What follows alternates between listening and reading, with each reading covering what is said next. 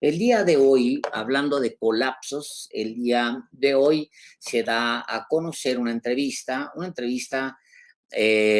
con el filósofo y lingüista Noam Chomsky, que publica la agencia EFE. La entrevista la hace Cristina Magdaleno y dice, entre otras cosas, toda es una maravilla de entrevista. La vamos a publicar en Sin embargo, por si usted la quiere ver, vale mucho la pena. Dice, para el filósofo y lingüista Noam Chomsky, la primera gran lección de la actual pandemia es que estamos ante otro fallo masivo colosal de la versión neoliberal del capitalismo, que en el caso de Estados Unidos está agravado por la naturaleza de los bufones psicópatas que manejan al gobierno liderado por Donald Trump, dice la entrevista.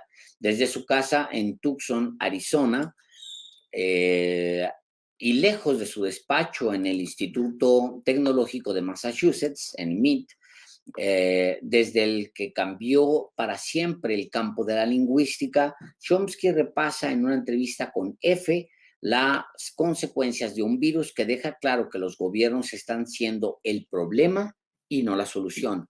Y luego le pregunta, ¿qué lecciones positivas podemos extraer de la pandemia? La primera lección es que estamos ante otro fallo masivo y colosal de la versión neoliberal del capitalismo. Si no aprendemos eso, la próxima vez que pase algo parecido va a ser peor.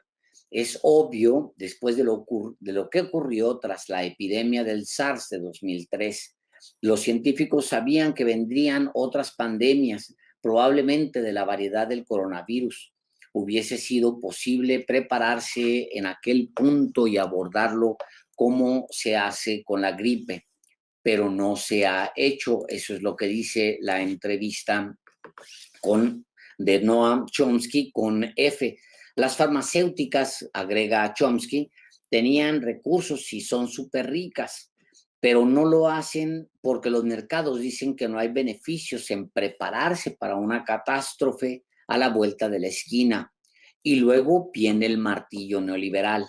Los gobiernos no pueden hacer nada, están siendo el problema, no la solución. Estados Unidos es una catástrofe eh, por el juego que se traen en Washington. Saben cómo culpar a todo el mundo, excepto a ellos mismos, a pesar de que son los responsables. Somos ahora el epicentro en un país que es tan disfuncional que ni siquiera puede proveer de información sobre la infección a la Organización Mundial de la Salud.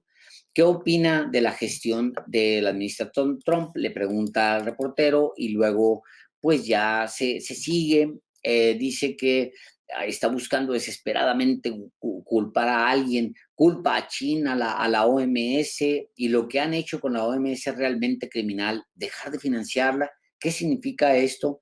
La OMS trabaja para todo el mundo, principalmente en países pobres, con temas relacionados con la diarrea, la maternidad. ¿Por qué están diciendo, vale, matemos a un montón de gente en el sur porque quizá eso nos ayude con nuestras perspectivas electorales?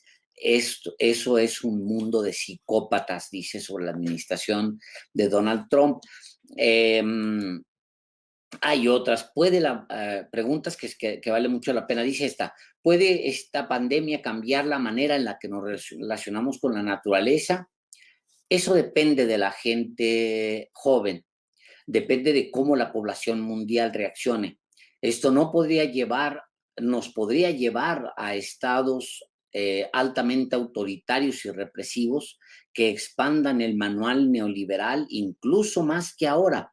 Recuerde, la clase capitalista no cede, pide más financiamiento para los combustibles fósiles, destruyen las regulaciones que ofrecen algo de protección.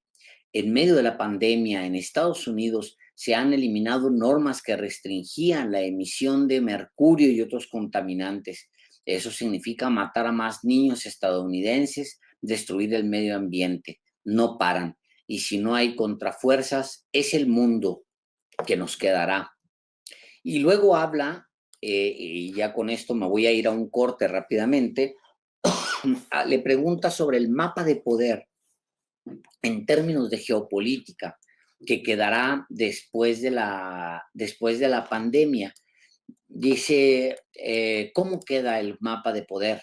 Y luego dice, lo que está pasando a nivel internacional es bastante chocante. Está eso de que llaman la Unión Europea. Escuchamos la palabra unión.